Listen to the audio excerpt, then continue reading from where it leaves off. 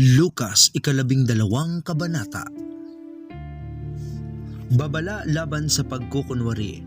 Samantala, dumaragsa ang libo-libong tao at sa sobrang dami ay nagkakatapakan na sila. Sinabi ni Jesus sa kanyang mga alagad, "Mag-ingat kayo sa pampaalsang ginagamit ng mga Pariseo. Ang tinutukoy ko ay ang kanilang pagkukunwari.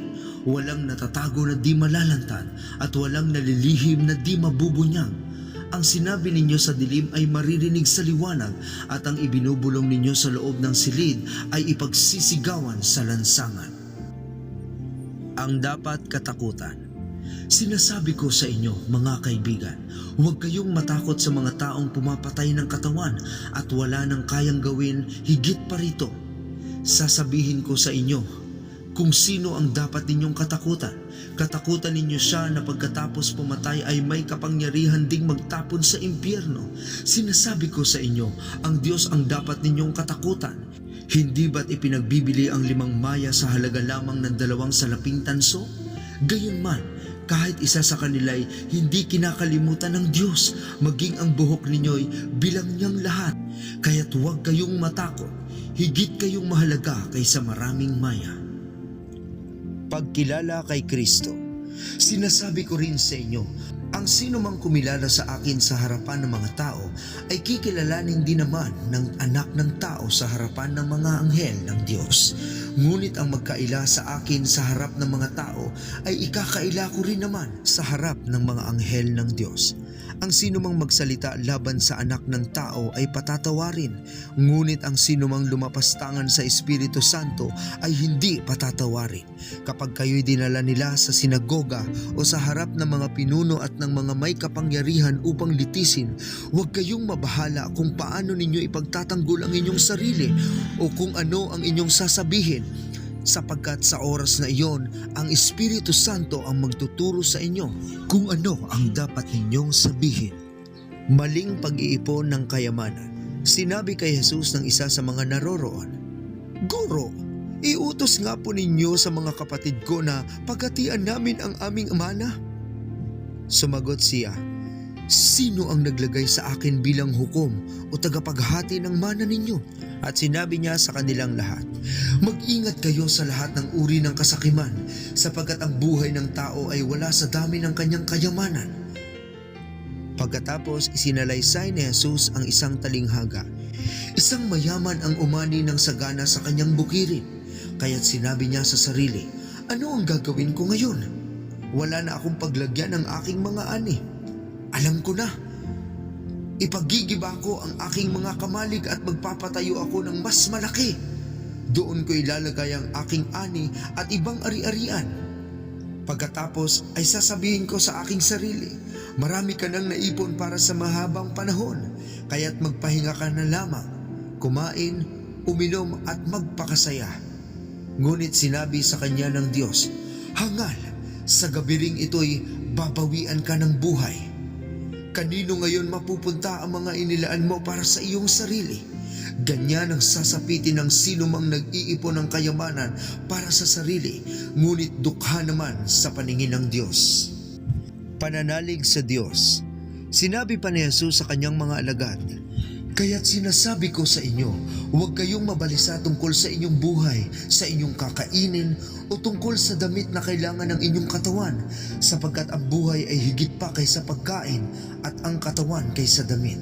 Tingnan ninyo ang mga uwak, hindi sila nagtatanim ni umaani man, wala rin silang imbakan o kamalig, ngunit pinapakain sila ng Diyos. Higit kayong mahalaga kaysa mga ibon. Sino sa inyo ang makakapagdagdag sa kanyang buhay ng kahit isang oras dahil sa pagkabalisa? Kung hindi ninyo magawa ang ganoong kaliit na bagay, bakit kayo nababalisa tungkol sa ibang mga bagay? Tingnan ninyo ang mga bulaklak sa parang kung paano sila lumalago. Hindi sila nagtatrabaho, ni humahabi man. Ngunit sinasabi ko sa inyo, kahit si Solomon sa kanyang karangyaan ay hindi nakapagdamit ng singganda ng isa sa mga bulaklak na ito. Kung dinadamitan ng Diyos ang mga damo sa parang na buhay ngayon at kinabukas ay iginagatong sa kalan, kayo pa kaya? Kay liit ng inyong pananampalataya. Kaya't huwag kayong labis na mag-isip kung saan kayo kukuha ng kakainin at iinumin, Huwag na kayong mangamba. Ang mga bagay na ito ang pinagkakaabalahan ng mga taong di nananalig sa Diyos. Alam ng inyong Ama na kailangan ninyo ang lahat ng iyan. Subalit, bigyang halaga ninyo ng higit sa lahat ang kaharian ng Diyos at ibibigay niya sa inyo ang mga bagay na ito. Ang kayamanang hindi mawawala. Huwag kayong matakot, munting kawan, sapagkat ikinalulugod ng inyong Ama na ibigay sa inyo ang kaharian. Ipagbili ninyo ang inyong ari-arian at ipamahagi sa mga dukha ang pinagbilhan. Gumawa kayo ng mga sisidlang hindi naluluma at mag-ipon kayo sa langit ng kayamanang hindi nauubos. Dooy walang magnanakaw na pumapasok at insektong sumisira, sapagkat kung nasaan ang inyong kayamanan ay naroon din ang inyong puso. Mga aliping laging handa. Maging handa kayong lagi at panatilihing maliwanag ang inyong mga ilawan. Tumulad kayo sa mga aliping naghihintay sa pag-uwi ng kanilang Panginoon buhat sa kasalan, upang kung ito'y dumating at kumatok ay mabuksan nila agad ang pinto. Pinagpala ang mga aliping aabutang nagbabantay pagdating ng kanilang Panginoon. Tandaan ninyo, magbibihis siya at pauupuin sila. Ipaghahanda sila ng pagkain at pagsisilbihan. Pinagpala sila kung maratnan silang handa pagdating ng Panginoon, maging sa hating gabi o sa madaling araw man.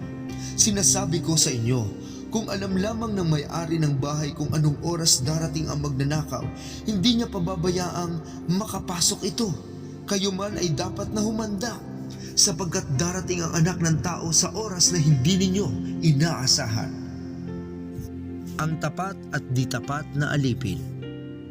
Nagtanong si Pedro, Panginoon, sinasabi po ba ninyo ang talinghagang ito para sa amin o para sa lahat?